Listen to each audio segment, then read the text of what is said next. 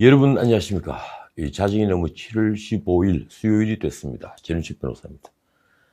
최저임금위원회가 내년 1월 1일부터 적용되는 최저임금을 올해 8,590원보다 1.5% 그러니까 130원이 오른 8,720원으로 결정했습니다. 어제 새벽 2시까지 전원회의를 벌였죠.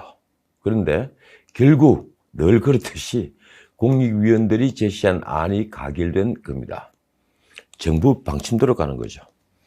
한 달 209시간 월급 기준으로는 182만 2,400원이 바로 최저임금입니다. 근로자위원 9명 전원과 사용자위원 중에 소상공인 출신 위원 2명은 표결 전에 퇴장을 했습니다. 일부는 문 대통령의 공약인 10,000원이 물 건너갔다는 비판을 쏟아놓습니다. 그러나 사실 주휴 수당을 합치면 최저임금은 2019년 이미 10,000원을 넘었죠. 솔직히 문정부 경제 폭망의 원인은 소득주도 성장 정책과 바로 이 최저임금의 급격한 인상 그리고 주 52시간제 때문입니다. 문정부 출범 이후에 2018년 16.4% 그리고 2019년에는 10.9% 지난 3년간 워낙 급격한 인상을 해서 자영업자들이 가장 큰 타격을 받았죠. 그 결과 비정규직, 비기능인들, 알바들이 일자리를 잃었습니다. 저소득층이 일자리를 잃어서 빈부격차만 더 커진 겁니다. 무엇보다도 지속 가능한 일자리가 사라졌습니다. 그러자 부득이 문정부도 작년엔 2.87% 인상으로 속도를 조절했죠.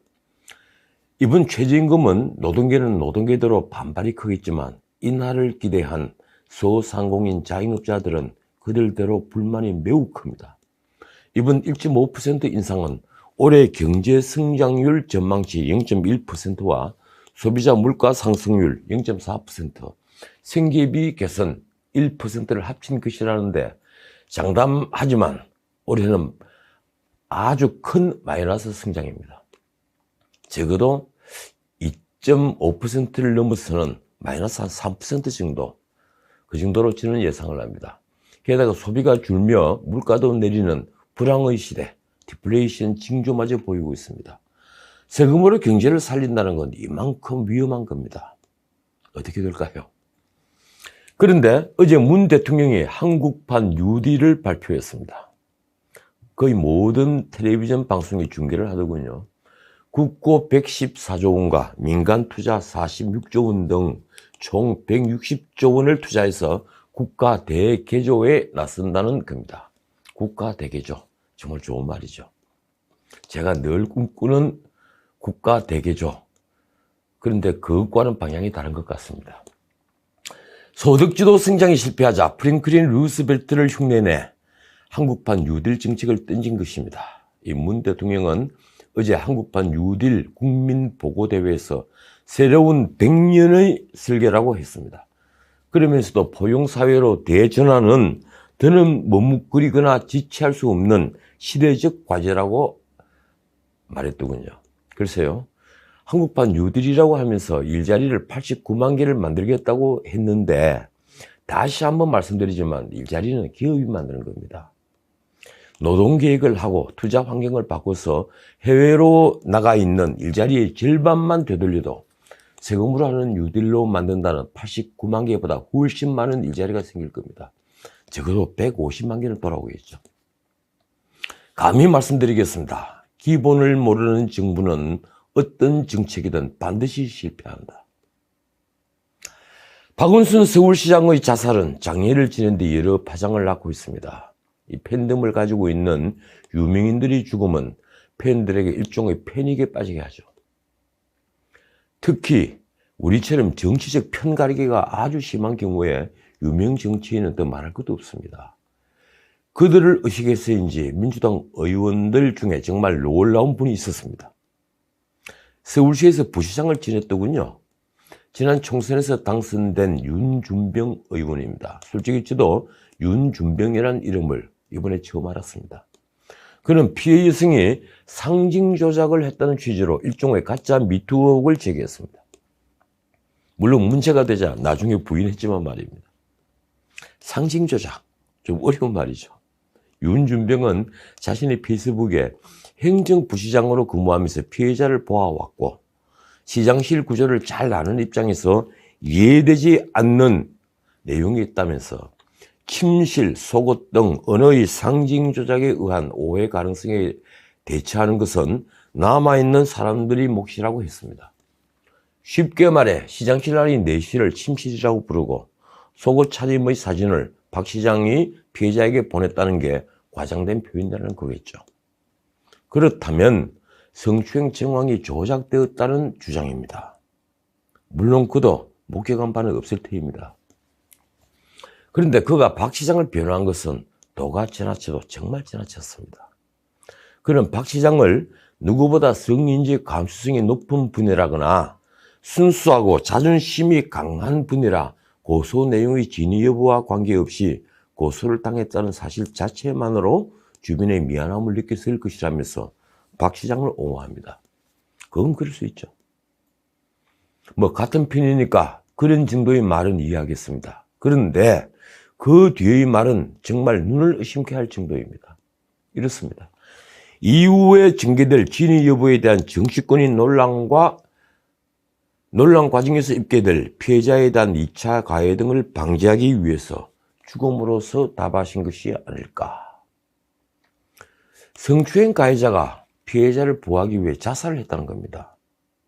이쯤 되면 뻔뻔하다는 말도 어울리지 않습니다. 듣는 이로 하여금 그저 아연하게 할 뿐입니다. 아니, 모골이 송연하죠. 윤준병의 이 말이야말로 제대로 피해자를 2차 가해했습니다. 그는 이런 말까지 했습니다. 고인은 죽음으로 당신이 그리던 미투처리 전범을 몸소 실천했다. 윤준병의 주장대로라면 박원순 시장은 지킬 박사와 하이드가 된 셈입니다. 정말 어떻게 이런 분이 일국의 국회의원이 되었는지 기가 막힐 노릇입니다. 경찰은 박 시장의 죽자 성추행 고소 사건을 더 이상 수사하지 않고 공소권 없음으로 정리하려고 합니다. 그러나 박 시장이 정말 성추행 행위를 하지 않았거나 박 시장의 행위에 성추행의 고의가 없었다면 어떻게 해야 합니까? 그래서 수사를 해서 혐의가 있을 때 비로소 공소권 없음으로 정리할 수 있겠죠. 이 사건의 피해 여성은 죽음으로 사건이 무마될 수 없다면서 진상규명을 아주 강하게 요구하고 있습니다. 그래서 침묵하고 있는 문 대통령도 이상합니다. 문 대통령은 유독 이런 사건을 엄정히 다루는 줄 알았습니다. 과거 김학의 사건을 두고 엄정한 사법 처리를 지시한 게 아주 대표적이죠. 그런데 문 대통령은 이번에 그 어떤 의견도 표시하지 않았습니다. 놀라운 건 그동안 이번 문제에 민감하게 대응하던 민주당 여성 의원들도 마찬가지로 입을 꾹 다물고 있다는 겁니다. 만약 성추행 가해자가 통합당 소속이었다면 어떻게 했을까요? 게다가 음모론도 만만치 않게 많이 퍼졌습니다. 워낙 뜻밖의 죽음이어서 그런지 자살 자체가 의문이라는 시각은 생각보다 아주 많습니다. 결국은 타살이라는 음모론이죠. 그 중에는 유력한 여권의 차기 대권 주자를 제거하기 위해 오랫동안 기획한 보수 진영의 음모라고 하는 음모론도 있습니다.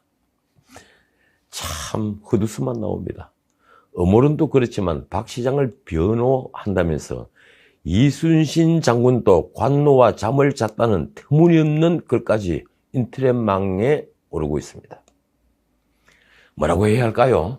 미치도 단단히 미쳤다고 해야 합니까? 제가 읽은 난중일기 어디에도 이순신의 관노와 혹은 기생과 잤다는 기록은 없습니다. 혹시 또 다른 난중일기가 있는 겁니까? 더 중요한 문제는 이 사건 고소 사실이 어떻게 박 시장에게 전달됐는가 하는 문제입니다. 박 시장은 8일 그녀가 서울지방경찰청에 고소장을 제출하고 9일 새벽 2시 반까지 조사받은 사실은 어떻게 알았을까요? 언론은 피해자의 경찰 조사 내용이 박 시장에게 전달됐다는 의혹이 불거졌다고 보도하고 있습니다. 여러 변호사들은 공무상 비밀 누설죄에 해당한다고 주장합니다. 저도 그렇게 봅니다. 이미경 한국성폭력상담소장의 말도 그렇습니다. 고소와 동시에 피의자에게 모종의 경로로 수사 상황이 전달됐다. 서울시장의 지위에 있는 사람에게는 본격적인 수사가 진행되기도 전에 증거인멸의 기회가 주어진다는 점을 목도했다. 피해 여성도 고소 사실을 숨겼고 휴대폰 압수수색을 위해 수사관에게 보안 요청까지 요구했습니다. 그렇다면 이 고소 사실을 박 시장이 한 것은 누군가가 첩자짓을 한 게 분명하죠. 지금 서울시는 고소 사실을 박 시장이 알았다는 것 자체를 부인합니다. 경찰청은 다만 박 시장이 성추행으로 고소당했다는 사실은 청와대에 보고했다고 합니다. 뭐 당연한 얘기죠. 대통령령에 따른 것입니다. 그러면서도 서울경찰청에서 경찰청과 청와대로 이어진 보고 라인에서 유출되지는 않았다고 아주 강하게 주장합니다. 청와대 강민석 대변인도 보고 사실은 인정하면서 박 시장에게 통보해준 사실은 없다고 공식 부인했습니다. 만약 고소 사실이 보안에 붙여졌고 박 시장이 휴대폰 압수수색 등으로 나중에 그 사실을 알게 됐다면 그는 극단적 선택을 하지 않았을 수 있습니다. 어쨌든 이번 고소 사실과 수사 상황이 박 시장에게 유출된 것은 그냥 넘길 일은 절대 아닌 것 같습니다. 이건 국가 시스템을 무너지게 한 중대 문제죠. 그래서 끼리끼리 문화라고 넘길 문제는 더더욱 아닌 것입니다. 마치기 전에 한 말씀만 더 드리죠. 신문에 최강 초대 국회 예산처장 인터뷰가 실렸습니다. 최강 이분은 전에 통합당 공관위원장으로도 거론됐던 분이죠. 그 인터뷰에 주목할 만한 말씀들이 많더군요. 특히 예산 규모를 확대하는 것이 결국 개인의 자유를 축소시킨다는 말씀은 경청할 만했습니다. 적자 예산으로 국가 채무가 느는 것보다 더 중요한 것이 있다는 겁니다. 그게 예산의 규모와 우선순위, 낭비 여부라고 했습니다. 무엇보다도 예산이 커진다는 건 세금을 많이 걷는다는 것이고 그만큼 개인의 자유는 줄어들며 국가의 힘은 커져서 국민이 국가에 종속된다는 것이죠. 큰 정부는 당연히 국민의 자유를 제한한다는 걸 누구나 다 알고 있지만 노 학자가 그 당연한 말씀으로 다시 한번 우리를 일깨우는데 잠시 숙연했습니다. 제가 그분이 가지고 있는 열정을 가지지 못한 것 같아서 말입니다. 자, 오늘은 여기까지입니다. 지금까지 전은책이었습니다.